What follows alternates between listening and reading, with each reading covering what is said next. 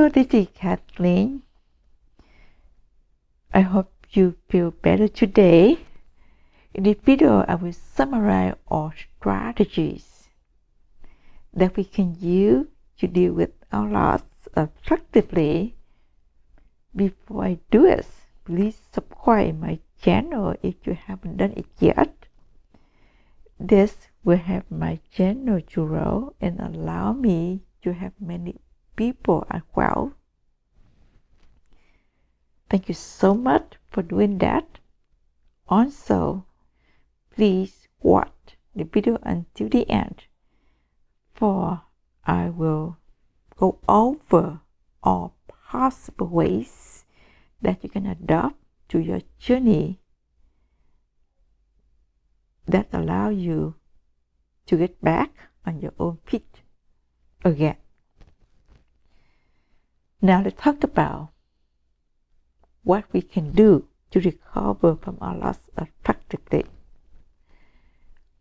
Remember, there are many ways we can do to help us to heal our inner wound. First, we must honor our feelings. If we want to recover from any physical illness, we must kick out all harmful virus, right? Do the same thing for your emotional illness. Get out all negative feelings out, such as sadness, anger, depression, and emptiness. Let all out so you can recover. Do any way you want. Writing, singing, dancing, and what you want, as long as you are happy.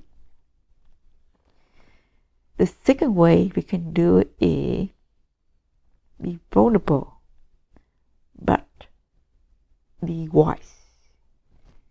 That means that it's okay for us to feel sad, to be vulnerable when we are dealing with the loss of someone we love and care.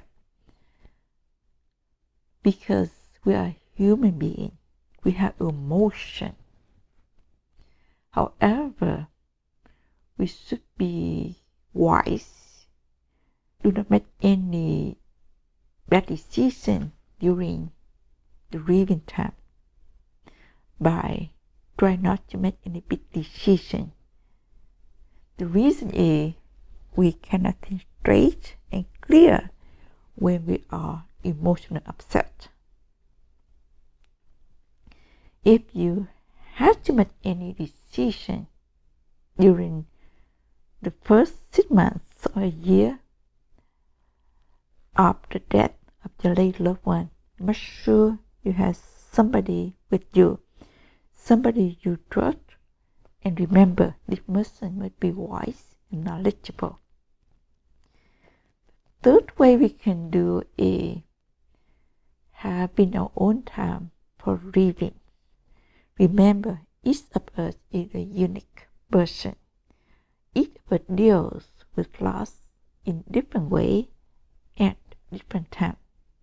Make sure you take your time seriously when dealing with loss. Time is the powerful medicine that heals our wound. With time, your pain will be less intense, and someday your pain will be bearable. Then you will be able to smile back. I want to see the smile back on your face. So take your time to deal with your loss. Don't ignore it. The fourth way to deal with your loss is self-care, not self-abuse. What I mean is that do not ever get involved with drug, alcohol, and tobacco. Smoking, drinking, and taking drugs can make you feel a little bit better in the short term, However, it will lead to many serious health issues such as lung cancer, heart attack, and stroke. It could destroy your future, your family, and your health. I don't want any bad thing happen to you. Your life is valuable, and we need you. So don't destroy your life. Another way to deal with your loss is journaling. I mentioned earlier that we must let out all negative feelings. However, sometimes we have nobody to talk with. In another times, we are so depressed that we don't want to talk about our sadness with anybody else, right? In a situation, journaling is the best way that allows us to express our feelings. We should pour out our anger, our sadness, our sorrow on papers. This will make us feel better, and we were able to get back to our normal life in the near future. Don't hold your feelings and don't pay attention to grammar or spelling. Just let all feeling out. The main point is let it out, right? The next one is learning to restore the balance with positive activity. We often feel lonely and empty when facing the death of a loved one. We keep thinking about this, and the more we think about it, the worse we feel, the more lonely we feel. And if we don't take time to deal with our loneliness, we may get depressed, and we may think of some bad ideas such as suicide. So be aware of that. To deal with the loneliness, you must make yourself busy with positive activities, such as finding new hobbies that bring happiness to you, learning new things like computer, music, dancing, and getting involved with communities such as volunteers, a school, library. When you make yourself busy with positive activity, you don't have much time to think about your loss. The less you think about your loss, the better you feel, the sooner you can recover from your loss. Another way to deal with your loss is